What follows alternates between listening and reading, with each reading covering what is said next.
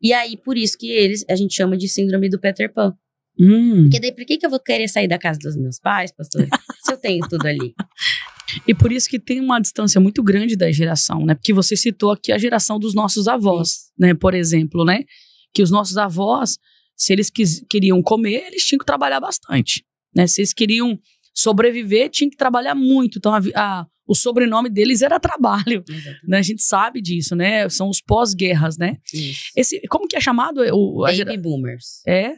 E depois a próxima geração é chamado como? X. Geração X. Isso. Esses já têm entre 45 e 59 anos, tá? Então, eles nasceram ali em 1965 e foram uma geração que já não precisava trabalhar para sobreviver. Então, eles já entenderam assim, não, dá para mim trabalhar bastante, para mim ter uma renda legal, mas eu também quero viver. Então, foi a geração que entendeu que dava para ter também uma qualidade de vida. Mas foi uma geração que ficou muito desconfiada de tudo. Por quê? Porque foi uma geração que vivenciou aquela geração Collor ali, onde os bancos pegaram o dinheiro deles, sabe? Meu avô foi roubado, sabia? Entende? Exatamente. Sim, ele tinha se aposentado. Toda a economia dele estava ali. Exatamente. E não foi só roubada a economia, mas até valores da aposentadoria também. Exatamente. E aí, esse evento traumático fez com que eles se sentissem desconfiados em relação ao mundo externo. Mas tem mais um ponto. Foi a primeira geração que vivenciou o maior número de divórcios dos pais. É sério? A X. E por quê? Porque os pais começaram a ter esse, vamos dizer assim, esse poder monetário. E entrou o feminismo no mundo, né? Então, as ideologias, aquela sensação... O feminismo trouxe pontos positivos em relação a voto, em relação a alguns direitos específicos, mas ele trouxe também muitos desserviços, né? Então, trouxe essa sensação de que você não precisa lidar mais com aquilo que você não quer lidar. Então, os pais começaram a se separar. Então, foi a primeira geração que teve um evento particular. A geração X. Qual que é a idade dela? É de 45 a 59 anos. Os de meia idade, que a gente costuma falar, né? Pode ter variações, porque às vezes, isso é importante dizer, essas definições, elas são assim, os eventos específicos que marcaram uma geração inteira, tá? Então, um exemplo, esse que eu falei pra você, esse roubo ali do banco da geração aqui do Brasil, nacional, trouxe um evento traumático geracional, porque aquela geração vivenciou esse roubo, vamos dizer assim, e aquilo trouxe uma sensação, não posso confiar em ninguém. Mais uma geração inteira que viu o pai se divorciando e tendo que viver um lar, né, desestruturado, tendo que se adaptar. E na próxima vai ter também aumento do divórcio, mas elas já estavam adaptadas, já não estavam tão impactadas com famílias separadas. Porque vocês podem perceber, para os nossos avós separar, era em casos... nem existia, Nem né? existia. Sofriam, mas não separavam. Não separavam. Nessa outra geração, já entendeu-se que tinha, sim, motivos que podiam levar à separação. Separaram. Da outra geração, já ficou... era normal as crianças terem, vamos dizer assim, amiguinhos do colégio com pais separados. Na época do X, não. Eles se sentiam muito mal, eles se sentiam muito diferente, eles se sentiam inseguros. Então, dizem que essa geração X é a geração dos mais céticos, assim. Tiveram muita dificuldade de acreditar nas pessoas.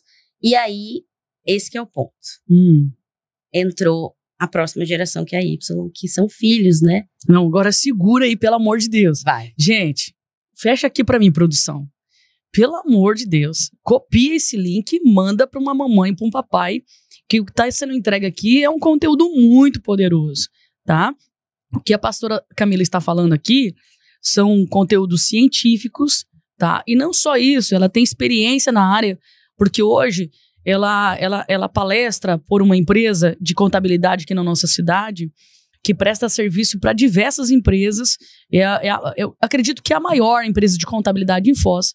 E hoje, a pastora Camila, ela tem palestrado nas empresas, porque a maior preocupação das empresas hoje é atrair essa geração floco de neve. É atrair essa geração pro mercado de trabalho, essa geração neném, que daqui a pouco ela vai falar aqui para você. Então, daqui a pouco ela vai entrar em mais assuntos aqui que vai até ajudar você, mamãe e papai, a olhar para o seu filho e entender. Porque os seus pais também te julgaram. Porque eles queriam que você fosse igual a você. Essa é a verdade. Porque eles tiveram uma dinâmica de vida de sobrevivência, né? Eles trabalhavam para comer. Você pode perceber lá os nossos bisavós, eles inclusive, eles não pensavam em ter uma casa própria. Eles pensavam em trabalhar para ter a despensa cheia de comida, porque ele já carregava aquelas memórias, né, de fome, de necessidade, de escassez. Aí, o que acontece? Aqui que a pastora Camila vai falar que eu preciso que você compartilhe com alguém. É que hoje nós olhamos para os nossos filhos dessa atualidade e às vezes a gente quer julgar também, né? E na verdade nós temos que tentar entender e através da ajuda do Espírito de Deus a gente conduzir os nossos filhos aos propósitos. Exatamente. Né, pastora? Então vamos lá, geração Y. Eita, meu Deus, essa vamos lá. Minha, essa é a nossa, na verdade. Qual que é a idade? Vou ver se é a minha. 30 a 46. É a minha mesmo, Jesus. Já tô chegando nos 40. Nossa aqui. Vamos lá. Já estamos chegando na da produção aqui também.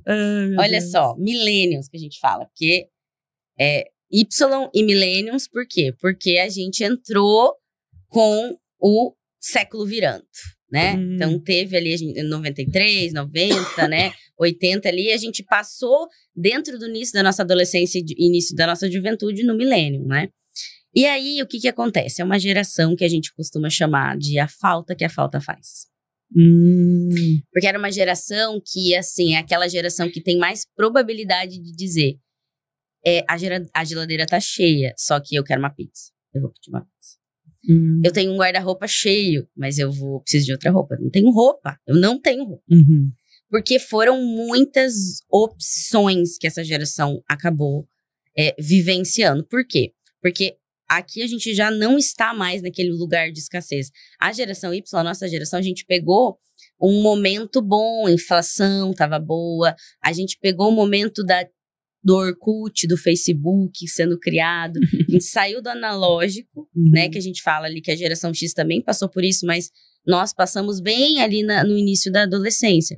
Saímos do analógico, que é, né, papel, fax, e fomos pro computador, porque daí a gente já teve... Pro mundo digital. Isso, pro mundo digital. A gente já teve aquele computador de caixana branca. Sim, misericórdia. Aquele lá. Aquela internet que demorava. Discada, a gente teve que aprender sobre paciência, porque a gente tinha que esperar aquilo rodar, né? E aí a gente começou a ter, e aí ali, a partir desse ponto, começou o digital começou a evoluir muito rápido também. Então a gente já teve acesso aí ao digital, e a gente começou a ter muita oportunidade. É a geração que mais se formou, a geração Y. Porque é a geração que começou a ter renda para isso, os pais começaram a ter renda para isso, e também oportunidade, FIES, ProUni, aqui no Brasil, né? Falamos daqui. Eu fui uma, por exemplo, que me formei com FIES, né? Olha aí. Entendeu? Então foi algo que começou vamos dizer assim, olhar para o mercado de trabalho como algo de valor, mas foi uma geração que já começou a entender assim, mas tá faltando alguma coisa. Eu tenho muita opção, mas eu não sei o que eu quero da minha vida. E aí ficou esse vácuo no sentido de propósito. Uma geração sem uma sensação grande de propósito. Porque entendeu-se que os pais dessa geração, que seria X, entendeu assim, eu vou fazer diferente dos meus pais que se separaram e foram mais grossos, mais rígidos, mais inflexíveis, e eu vou fazer o quê? Eu vou dar tudo que eles querem. Tá? Isso, pastor, é importante dizer que não é todas as pessoas da geração Y que viveram isso, mas uma grande maioria nessa pesquisa viveram isso. E aí, por isso que a gente chama de síndrome do Peter Pan. Porque daí, por que eu vou querer sair da casa dos meus pais, pastor, se eu tenho tudo ali? Eita, é forte, Brasil. Pra que eu vou querer pagar a conta de luz se meu pai tá pagando? Eu vou querer comprar as coisas que eu entendo que supram o vazio da minha alma, né? E não constituir família, tem essa dificuldade de constituir família, porque, volto a dizer, continuou-se essas gerações já separando, desestrutura familiar, outros valores, e a Y, a gente fala que é uma geração que ela é insatisfeita. Enquanto a outra não acreditava em nada, a Y é uma geração que não está satisfeita com nada. Nada faz com que elas se sintam de fato, vamos dizer assim, eu faço isso aqui, mas parece que não tá bom o suficiente, então vou fazer isso aqui. Aí começou a rotatividade no mercado de trabalho, que a gente fala.